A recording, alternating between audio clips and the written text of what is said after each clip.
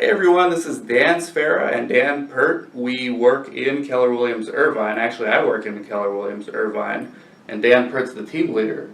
And we're going to be bringing you these weekly, at least we'll try to do it every week, podcasts. The entire goal of these video series and podcast series is going to be to teach you what it takes to build your business as a successful realtor. And maybe you're already a realtor, maybe you're a student thinking about becoming a realtor. Whatever the case may be, maybe you're a very experienced realtor at another broker and you're looking for a move or a change. We would hope that you would make the switch to Keller Williams Irvine. But that's not the point of these videos. The point of these videos is to empower you, to teach you how to use tools. I'm a relatively new realtor, so these interviews are actually going to be pretty good. The style is going to be a novice interviewing an expert on the industry. And I do have a lot of strategies when it comes to social media. I've been able to do this in my clinical research industry blog, and I've been able to actually replicate some of these strategies and these social media ideas for other realtors in the area. So hopefully you enjoy, and with that being said, Dan, would you like to introduce yourself? Yeah, my name is Dan Peart. I'm the CEO and team leader of the Keller Williams office in Irvine. And a team leader is very much like a manager, so to speak, except we have sometimes active real estate teams in other geographic locations. We don't compete with the agents. So it's about leading the team and treating the team just like you're running your own business, like you're running your own real estate team. It's very similar what we do. Yeah, and what attracted me to Keller Williams, and we're not going to be talking that much about Keller Williams on this show, but this is the first show, it's the first episode, it's the introduction. I'm a huge believer, and you'll see how this will translate into my social media theories and things that I've actually executed on in content. And especially now in 2014 going on 2015, we're really at the point in time where people are starting to look for content. So people who can provide value up front and then ask for something later are the ones who are winning. So that's what we plan to do with this video series. And I say that because the reason why I joined Keller Williams as a realtor back in 2013, I didn't even consider any other broker, was the fact that the Millionaire Real Estate Agent was written. Absolutely. And that was written, what, like in early 90s? Yeah, early 90s. 94. So even back then, this company had the vision for content is king. They were way ahead of the time. Absolutely. And that strategy still works to this day. I was interacting with another realtor on Twitter who was not involved with Keller Williams yet, but she said that she read the book, The Millionaire Real Estate Agent. And because of that, she's going to try to work for her Keller Williams in her region. In fact, if I can interject, actually the Millionaire Real Estate Agent book was not actually a Keller Williams book. It was just written by Gary Keller. And many of the agents in that book were actually not Keller Williams agents at the time that they were interviewed as far as their processes of growing millionaire real estate businesses. So, yeah, that's just... So it kind of happened by accident. Like he wrote the book and then he realized, hey, this could be a good way to attract lots of talent to my company. And it's worked out. It's the #1 real estate brokerage in the world, right? Absolutely. We're #1 in agent growth in the entire world. Largest privately held real estate company. So we're not... The people that make decisions for us are not outside of our business. And I think that's what makes us unique, is that they have real estate businesses. All of our top leaders have real estate teams, and so they come from the perspective that the real estate agent actually runs the offices, and so it's a pretty powerful business model because they do get the business. So, okay, I guess I'm going to ask you as a new realtor, I'm interested in this industry because I plan to be extremely successful. For the fans who know me from my other YouTube channel, I plan to own the Clippers. So I plan to accomplish that through a lot of industries. Real estate is integrated into all of it. So I always knew that I wanted to get involved in this industry and to get hands-on in this industry. Now what attracts a lot of realtors is actually the money. So they see $1 million listing shows on TV. Sure. They see successful realtors on HGTV. On YouTube, they're out there. On Instagram, they're driving their Lamborghinis and Bentleys. Yeah. Hashtag real estate. Right. So, but then you also hear stories about the agents who gave up, who quit. So can you explain that gap between the super successful and then seems like the majority of the people in this industry, the agents, are not successful. Can you explain the reason for that? Well, the difference is that most people have, it's one of three reasons, right? It's either capacity, skill, or desire. And, the people that really make it big in this business, they have, really they work on all three to produce a result. The one that I feel that you can't really, you can't impact from the outside in is desire. The desire has to be there. And also there's big thinking. So that ambition. Yeah, that ambition. You think you're born with that, or can you learn how to have that? I think you have to be attached to something bigger than yourself so that you have that desire to go forward. Okay. A lot of times if we're doing it to make money, money's not everybody's motivator. It funds a lot of things. It's a wonderful thing. I just don't, what Zig Ziglar says, it's up there next to air and water, right? It's something you need to succeed. However, it's not everybody's internal motivation. So Gary Keller talks about the big why as being something that could propel desire. And that's in the book with The One Thing? It's in the book The One Thing. It's also in The Millionaire Real Estate Agent. Yeah, so I'm trying to figure out, because, I'm trying to help the realtors out there who maybe have that ambition, but they're just not seeing the results. And maybe, I know many who I've interacted with here in Orange County and in Southern California. Sure. And they have other gigs. I'm one of them, actually. I have many other gigs. I'm involved in the clinical research space. But I came into this business as a business owner. So I had that foundation, and it's just a matter of executing at this point. So I had the right mindset. Good. What advice can you give to someone who is entering the real estate industry as an agent, but maybe they're a school teacher, or just someone who's an employee and doesn't have that entrepreneurial mindset, but they still have the ambition? The advice I would give them is to be very clear that this is not an easy business to get into, but it's simple. It's not you're coming into this part-time, so let's say you're a school teacher, for example. It's not you coming in part-time, it's you understanding that you have two full-time jobs. Now, I came into this business as I thought it was part-time, and the mentor when I came into the business said, look, no, you work two full-time jobs, so I worked 48 hours that week at my other job, and then come into this business. What was your background before real estate? I was in grocery management, so retail management. Oh, okay. I was there for 8 years, and really realized that if I work just as hard at what I'm doing and provide customer service behind that to back it up and do it the best it can be done, not just the best I can, right. I'm going to succeed at a huge level in real estate. Very interesting. Yeah, we had a coach here. I won't mention her name, but she taught me when I first joined. And she said something that I think a lot of realtors, especially newbie realtors, should take to mind, and especially if you're one of those people on the fence thinking about getting into real estate. She said your first dollar in real estate is going to be the hardest dollar you've ever made. Right. So can you explain that? Because I still don't understand this. There's a process we go through. The first process is laying your foundation, and this is where it becomes critical in choosing, your environment. Your environment affects so many things, but it's the little cuts over time in your environment that make it so that you don't even realize that it is affecting you.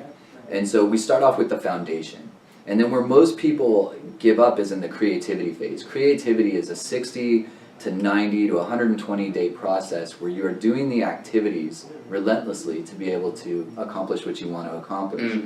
And that hardest dollar is the dollar that's made in that 60 to 90 days where maybe something's not coming along. The creativity. Right. Yeah. So creativity phase is that, and momentum is what everybody's aiming for. Most of us stop. There's a great book, it's called 3 Feet from Gold, and most of us stop right before we hit momentum because the work is hard. And that's why we make the money we do, because our job is not easy. 3 Feet from Gold. 3 Feet from Gold is a great book. Yeah, what I'm noticing and what I'm starting to learn, I've been an agent for about 1.5 years, is you got all these great books, like Gary Keller is one of them, The Millionaire Real Estate Agent. So it has proven methods, right? Absolutely. But then let's say a lot of people are doing those things. And like you said, the creativity aspect is where you're trying to do things that other people are not doing. Right. So you're trying to do both. You're trying to follow the proven system, and then you're also trying to inject your own style, your own creativity. For some people that might be social media, like myself, YouTube, Instagram. For other people it might be writing books or Right. going to Chamber of Commerce meetings, whatever it may be. So what do you think is a healthy mix between the proven strategies Okay. that Gary Keller talks about and that most of us follow, like the Bible, and then our creativity? What should be the healthy mix? There's multiple ways, first of all, to lead generate. And because of social media and because of other things that have come along, there's a lot of different ways to do that. I think the key is making the connection. So when we talk about business models and we talk about systems, which are just, models are just proven systems, right? Okay. That people have used timelessly. So when we talk about models, it can be whatever it is that works as your method of making a connection with someone that's looking to buy, sell, or invest in real estate. So if you're highly effective with social media, that's a great medium. That's a great place for you to be, because social media is a series of connections. Right. Where people go wrong on social media is they use it as a marketing medium and it's not. Right. So that's the difference. If you're making connections and you're having conversations in any format, it can be highly effective. It's just time, and you have to do it for a certain amount of time, ongoing, consistently, to win that game. So you have to know where your strengths are, where you're weak at. Now let's talk about this whole aspect of building a team, okay? Because that's something that's very intriguing to me. I'm an entrepreneur. I can get leads. I just don't have time to fill out the paperwork or show homes. Right. And I know here at Keller Williams we focus on listings, and most realtors actually should focus on listings. But there's a lot of buyer agents right now, especially at the time of this video, December 2014, and we'll get into that in a little bit. The market is, there's still a low inventory, right? So you have a lot of buyers out there interested. So what advice do you have for, like, let's say you want to get on a team. You want to be part of the team? Yeah, so how would I approach a successful realtor here and say, hey, my name is Dan, how can I help you? I mean, I know what I'm going to say, but I'm speaking for the people watching. The process of being on a team, especially within our own ways of doing things at Keller Williams, just specifically, is we use a process called Recruit Select. So it's not as much about someone wanting to be part of a team. I mean, you would just approach somebody that you feel that you could work with and ask them to be part of their team, but it's more about the leaders of that team loading their bench with talent. And so they may not have a position for you right then and there, on their actual team, because we have a process of hiring that fits with their behavior styles. And if you have two behavior styles that are the exact same, then one of you can be kind of irrelevant unless that's what you're looking for. And so we use a number of different tools to actually decide whether you would be a good fit for a team. So if somebody else wanted to be part of a real estate team, we would want to make sure you're a good fit first before going forward. Yeah, it's actually interesting. I haven't heard that, a recruit and then select. Yeah, recruit select. So I've listened to podcasts. I've listened to successful realtors get interviewed. I'll actually be interviewing a few other realtors. Some not even affiliated with Keller Williams, just across the country, successful realtors. And they always talk about their team, and they talk about their, like, let's say I'm the team leader. They talk about their teammates as employees. So is that in the literal sense, or is that more of just like an imagery? Well, when you're on a team, there's many different ways teams are put together. When you're on a team, you're representing a brand. And a lot of times the brand is the team leader's brand. So he could have made an LLC or a corporation. Yeah, even more basic, he could have created a team name. Similar you would in sports or something like that. Clippers or something. Right. And of real estate, and all the difference is all the team is there to support the team's brand. Right? And in essence, you are an employee. So it's up to the leader of the team or the owner of the team whether he wants to pay you as an actually hourly employee, right, or whether he just wants to give you commission. If you're an actual real estate agent and it's handled correctly, yes. Okay, so you have to be a real estate agent to get commission. Right. Otherwise, you can be an employee, but you just can't get commission. Right. And we recommend, we go through a P&L process. We go through making sure that it's a good time to make a hire for the team leaders, and we coach them and develop them through a 100 days process of training. Wow. Even after that fact, after they've made that hire, is the most critical time to make sure that you're creating a self-managed individual to leverage your time to do what you're good at, which is lead generation. So someone brand new, let's say they're starting from nothing, okay, either they just got their license, or they moved, or I don't know, they're not familiar with their area and they're trying to make another comeback for their career. They're trying to jumpstart their career. Would you recommend they join a team early, or would you recommend that they do it themselves and then join a team? Okay, so if I'm understanding you correctly, you're saying if somebody came in and they were not clear as to what it would be like being on a team, like how is it? Right. What I would recommend is coming in, and our training's great, so what I would recommend is coming in and going through some of the foundational models of what it really takes. Because the challenge becomes, because I know we have training that no other people have, and so sometimes they might be coming from a place where they experience that the training is not good. And they come over and they're not sure, they might think about giving up, but then they go through our training process.